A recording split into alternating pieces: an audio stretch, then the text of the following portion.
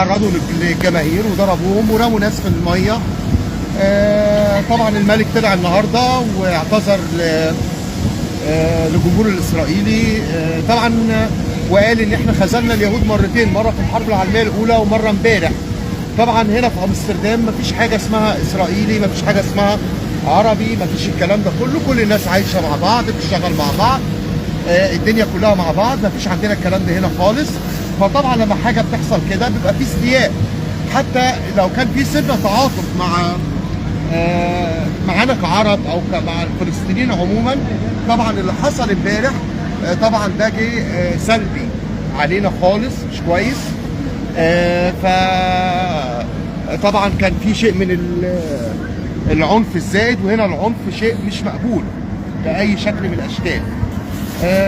فطبعا كلنا بنرفض ده، محدش مبسوط من كده، ان ده في الاول وفي الاخر هو بيسوق سمعتنا كلنا، او بيسوق يعني سمعه اي عربي. ده حقيقي. انت عايش في بلد بتقبل ولا في تقابل للغير، ان احنا كلنا عايشين لا في تمييز لا في دين ولا في تمييز لا في جنس، مفيش الكلام ده. فمعنى انه يحصل لنا ده جريمه، وجريمه كبيره. فيعني كان في استياء جامد، واستياء من الحكومه الهولنديه، واستياء من الملك، واستياء من الشارع الهولندي نفسه. ده للاسف يعني.